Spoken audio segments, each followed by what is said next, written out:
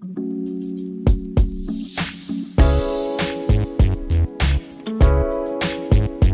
Hi guys, what's up, welcome back to a channel. So guys, आज की इस video में मैं मिलूंगा वर्टस के ओनर से। ये 1 लीटर में ऑटोमेटिक वाला वेरिएंट है। ओनर को क्या पॉजिटिव लगे, क्या नेगेटिव लगे, तो मिलते हैं इस कार के ओनर से, जो कि है पार्थ भाई। कैसे हो भाई? ऑल गुड यार, thanks for having me on your channel. वर्टस ही क्यों? वर्टस इसलिए बिकॉज पहली बात तो ये मेरी फर्स्ट कार है, तो मैं इससे पहले जब लेने की सोच रहा था, मेरी सिर्फ एक रिक्वायरमेंट थी कि मेरे को गाड़ी जो है फन टू ड्राइव होनी चाहिए।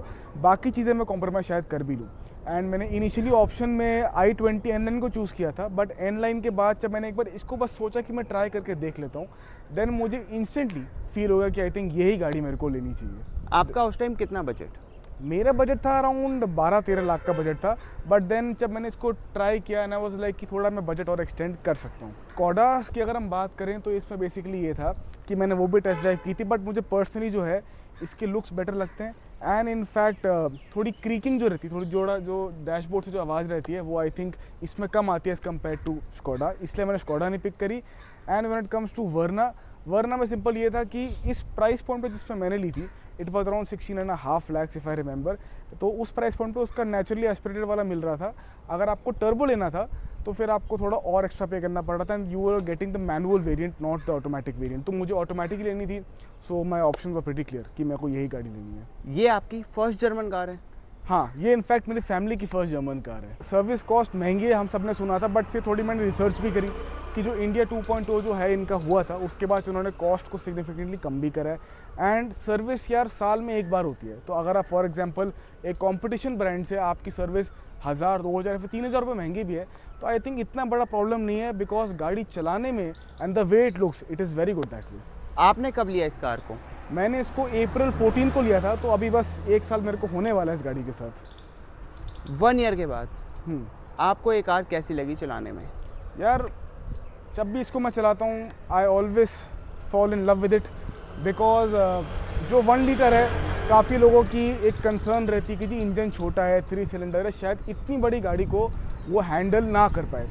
बट मैं सबको यही कहूँगा कि एक बार आप चला कर देखो।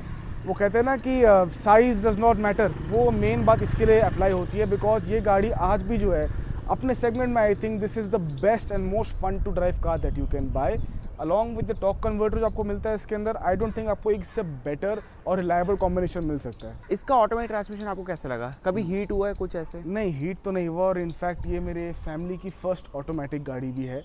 टॉर्क कन्वर्टर है, मैंने अपनी रिसर्च भी की थी।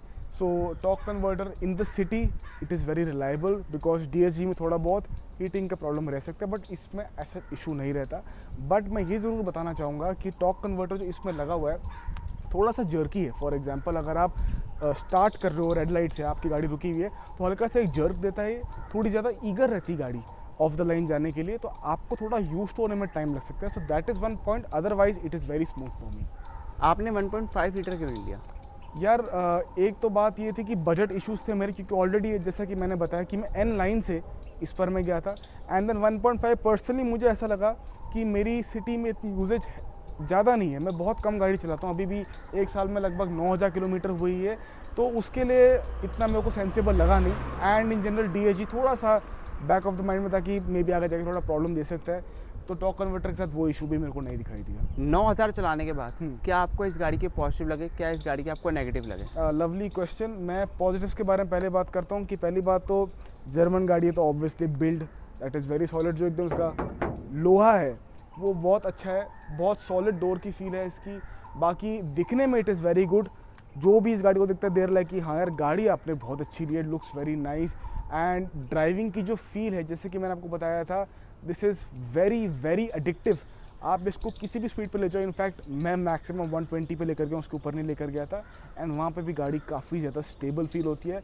और स्पेस वाइज भी अगर हम बात करें, दिस इज़ वेरी स्पेशियस। जो बैक सीट पे भी बैठता है वो बहुत ईजिली कंफर्टेबली बैठता है पीछे। और मैं भी एज अ ड्राइवर जब मैं उसको ड्राइव करता हूँ, मुझे ज़्यादा लॉन्ग ड्राइव पे फटीग फील नहीं होता। अगर मैं कॉन्स की बात करूँ, इसके अंदर बहुत लोगों का कंसर्न रहता है पहली बात तो कि इसका AC कैसा है। देखो 1 लीटर है, अगर इसको 1.5 से कंपेयर करोगे, डेफिनेटली 1.5 का AC would be better. But इसमें क्या है, फॉर एग्जांपल अगर अभी अराउंड 30-35 डिग्रीज टेम्परेचर है, यहाँ पे ये AC इतना दिक्कत नहीं देता है, कूल्स जस्ट फाइन। बट अगर आप 45 टेम्परेचर के अराउंड की बात करते हो, अब मैं आपको इसको एग्जांपल समझाता हूँ। मेरे पास एक सेल्टॉस भी है जो 1.5 के साथ आती है। उसमें अगर फॉर एग्जांपल 10 मिनट लेगी उस टेम्परेचर में कूल करने के लिए, ये गाड़ी में भी 20-25 मिनट ले, तो टाइम ज़्यादा लगता है। बट क्या ये कहना कि AC एकदम ही फेल है इसका, वो मैं उसको गलत मानता हूँ। अपार्ट फ्रॉम दैट एक और कौन तो मैं शायद नहीं कहूँ, एक लर्निंग कर्व है बेसिकली, कि जो इसकी ब्रेकिंग बहुत अच्छी है। बट अक्सर जो इसको अपनी as a first German car ले रहे हैं उनको शायद लग सकता है कि इसकी ब्रेक इतने आवाज़ क्यों कर रहे हैं। बट मैं वो बताना चाहूँगा कि it's just normal operational noise, क्योंकि ब्रेकिंग बहुत अच्छी है। बट थोड़ा सा आपको यूज होने में टाइम लग सकता है कि बार बार कर ऐसे आवाज़ क्यों कर रही है। अपार्ट फ्रॉम दैट मुझे ऐसा सच कोई इशू उसके अंदर लगा नहीं है। It's just a very good car to drive. हाँ, maybe mileage I won't say it's a con नहीं है, मे बी आपको सिटी में 10 से 12 के अराउंड मिले।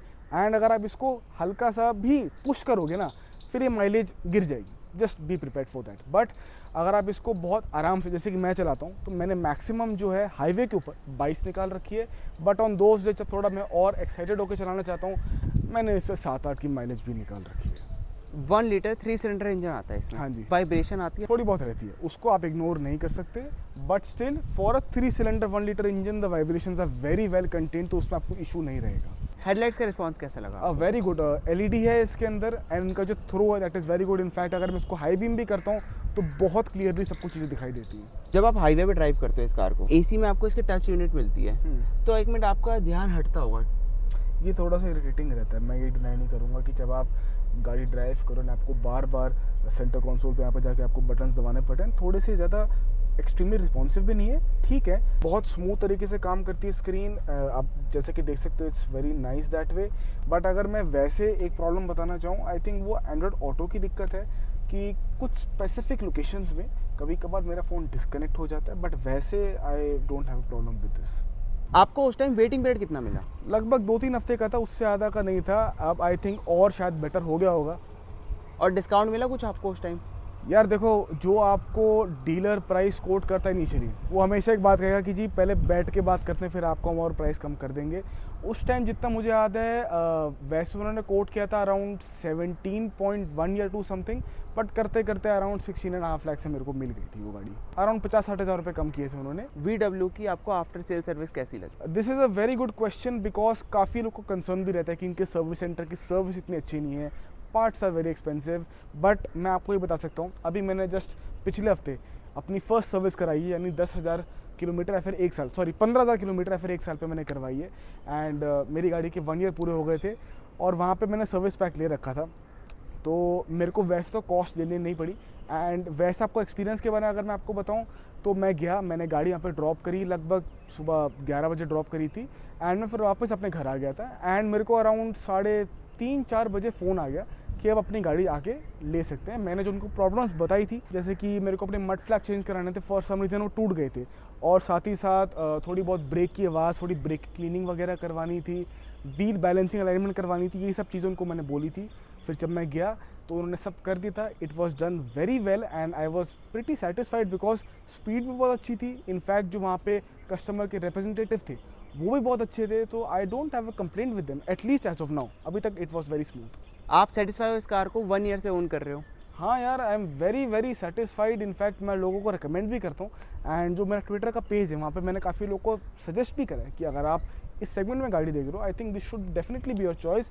और मैं ये भी कहता हूँ कि अगर आप फोक्सवैगन या स्कोडा में से लेने का सोच रहे हो, तो if don't go for Taigun और Kushaq, may be go for Slavia Virtus, because ground clearance लोगों का क्वेश्चन रहता है कि जी वो तो एक SUV है, वो दिल्ली की सड़कों पे बेटर चलेगी। मेरा ऐसा मानना नहीं है, बिकॉज अगर आपको फैक्ट के तौर पे बताऊं, इस गाड़ी की जो ग्राउंड क्लियरेंस है ये 179 mm है। फॉर रेफरेंस, जो आपकी इनोवा क्रिस्टा है, जो पहाड़ पे हर जगह को देखने को मिलती है, उसकी भी ग्राउंड क्लियरेंस जो है 176 mm है। ये गाड़ी खड्डों में अटकती नहीं है। मैं इसलिए कह रहा हूँ क्योंकि मैं काफ़ी जगहों पर, जैसे कि मैं कसौली, धर्मपुर, इनफैक्ट जयपुर भी इसको मैं लेकर गया हूँ, एंड एक बार ही मेरे को ऐसा फील नहीं हुआ कि गाड़ी नीचे से स्क्रैच कर रही है। एंड ये इसका बहुत बड़ा एडवांटेज है। और अगर आप इसको कंपेयर करोगे टाइगोन या कुशाक से, तो एक बात तो यह है कि जो सेडान की चलाने की फील है वो आपको उसमें मिलेगी नहीं।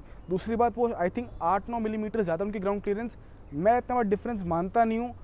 आई वुड डेफिनेटली सजेस्ट कि आप एक सेडान ही प्रेफर करो if you planning to go for Taigun और Kushaq. I am definitely very happy with this car. जब आप इस कार को हिली एरिया पे लेके गए, वहाँ पे कैसी परफॉर्मेंस रही? बहुत अच्छी थी। इनफैक्ट मेरी फैमिली साथ में गई थी। तो कसौली की अगर मैं आपको बात बताऊँ, देयर वर 3 पीपल। मेरे मॉम डैड थे, डिक्की में सामान भी था, and we went up hill. वहाँ पे भी गाड़ी ने कभी भी डिसअपॉइंट नहीं किया। पहली बात तो है कि कभी फील नहीं होने दिया कि 1 लीटर 3 सिलेंडर इंजन है, कभी भी लैक ऑफ पावर फील नहीं हुई।